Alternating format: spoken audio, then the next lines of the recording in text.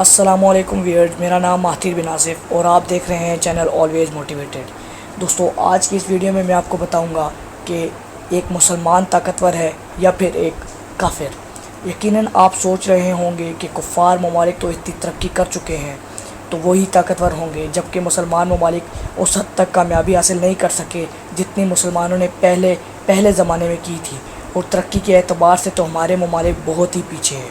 اس لیے شاید کفار ذہین اور طاقتور ہیں، لیکن اگر دوستو آپ یہ سوچ رہے ہیں کہ کفار ذہین اور طاقتور ہیں کیونکہ وہ بہت ترقی کر چکے ہیں، تو آپ بالکل غلط سوچ رہے ہیں، کیونکہ کافر صرف ان چیزوں میں آگے نکلے ہیں، جیسے کہ وہ ایک جدید ترین پل بنا رہے ہیں، کبھی شیشوں کے پل بنا رہے ہیں، کبھی جہاز بنا رہے ہیں، کبھی مختلف مشینریاں بنا رہے ہیں۔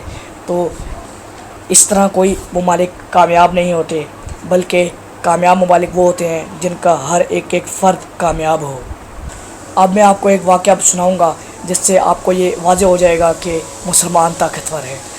ایک اسپین میں ایک میوزیم ہے، اس میں ایک پتلی مورتی رکھی گئی، جس میں سب سے نیچے تو مسلمان سجدہ کر رہا تھا، اور اس سے اوپر ایک عیسائی بائبل پکڑ کر مسلمان کی پیٹھ پر بیٹھا ہوا تھا، اور اس عیسائی کے کندھوں پر ایک یہودی کھڑا تھا۔ جو لوگ وہاں سے گزر رہے تھے وہ مسلمان کا مذاق اڑا رہے تھے کہ یہ مسلمان ہے جو ابھی ان سب کے نیچے ہے۔ تو وہیں پر اچانک سے ایک یہودی آیا، اور اس یہودی نے آ کر شور مچا دیا کہ ہٹاؤ یہ مورتی ہٹاؤ۔ تو لوگوں نے کہا کہ یار یہ تو تمہارے شان میں بنی ہوئی ہے، کیونکہ یہودی سب سے اوپر ہے۔ اس آدمی نے کہا کہ میں میوزیم کے مالک سے بات کروں گا کہ یہ مورتی ہٹائیں یہاں سے، یہ بالکل غلط ہے مورتی۔ تو جب اس سے یہ پوچھا گیا کہ وہ ایسا کیوں بول رہا ہے، تو وہ کہتا ہے کہ اس میں صرف ایک میسیج نہیں ہے، اس میں 2-3 میسیج ہیں، اور جو دوسرا میسیج وہ ہے کہ اگر یہ مسلمان اٹھ گیا تو نہ تو عیسائی بچے گا اور نہ ہی یہودی۔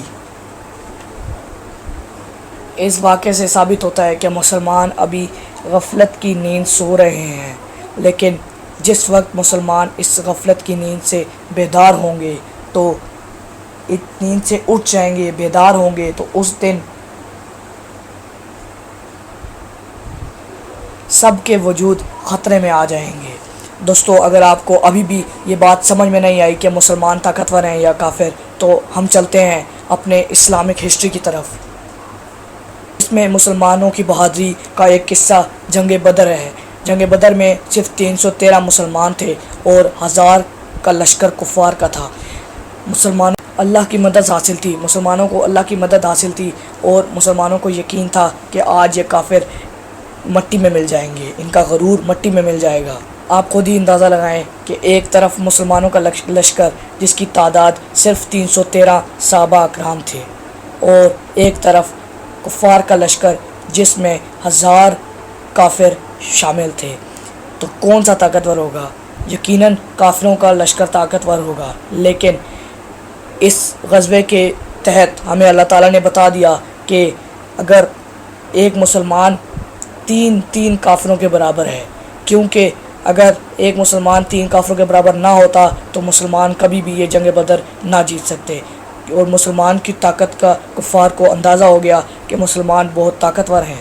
تو چلے دوستو، یہ ہوگی طاقت کی بات۔ اب ہم آتے ہیں عقل مندی کی بات۔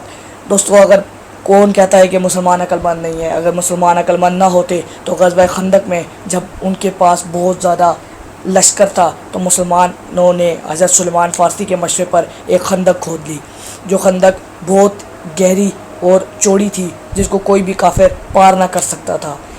اس لیے مسلمانوں نے وہ خندق کھودی اور اپنی ذہانت کا ثبوت دیا۔